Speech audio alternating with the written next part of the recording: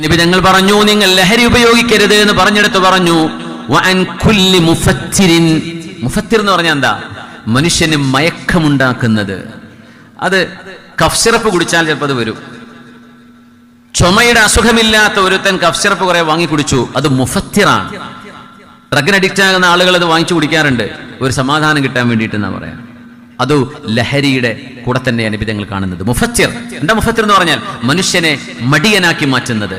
നോക്കണം, മനുഷ്യനെ ലേസി, ലഥാർജിക്, ഉന്മേഷമില്ലാതെ ഒരു പണിക്കും പോവാണ്ട് അവിടെ കുത്തിയിരിക്കുന്ന വിധം മനുഷ്യനിലെ എനർജിയെ ഇല്ലായ്മ ചെയ്യുന്ന വസ്തുക്കളെല്ലാം പുണ്യനബി നിരോധിച്ചു.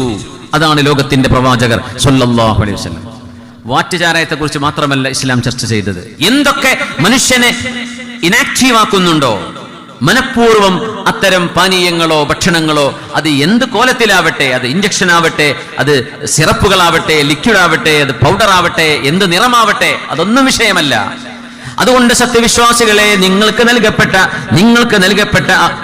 അള്ളാഹു നൽകിയിട്ടുള്ള ഏറ്റവും വലിയ അനുഗ്രഹങ്ങളിൽ വലിയൊരു അനുഗ്രഹമാണ് നിങ്ങളുടെ ബുദ്ധി എന്ന് പറയുന്നത്. നിങ്ങൾ പേരുള്ളവർ ചെയ്യുന്നുണ്ടോ ഇല്ലേ എന്നല്ല, ഇസ്ലാമിന്റെ പ്രമാണം അതനുസരിച്ച് ജീവിക്കുന്ന ഒരു മുസ്ലിമിനും ഒരു ലഹരിയും ഉപയോഗിക്കാൻ പറ്റില്ല, പാടില്ല. അത് എന്തുകൊണ്ട്? മനുഷ്യനെ മനുഷ്യനാക്കുന്നത് ബുദ്ധിയാണ്.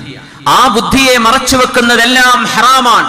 നിങ്ങൾ ഒരിക്കലും ചെയ്യരുതേ എന്ന് ലോകത്തിന്റെ ഗുരു നമ്മളോട് പറഞ്ഞതാണ്. സംഅൻ വതഅതൻ ലിറസൂലില്ലാഹ്, സംഅൻ വതഅതൻ ലില്ലാഹ്. അല്ലാഹുവിനെ പടച്ചവൻ പറഞ്ഞത് കേൾക്കുകയും അനുസരിക്കുകയും ചെയ്തു റബ്ബേ. അവിടെ അവസാനിച്ച ഒരു മുസ്ലിമിന്റെ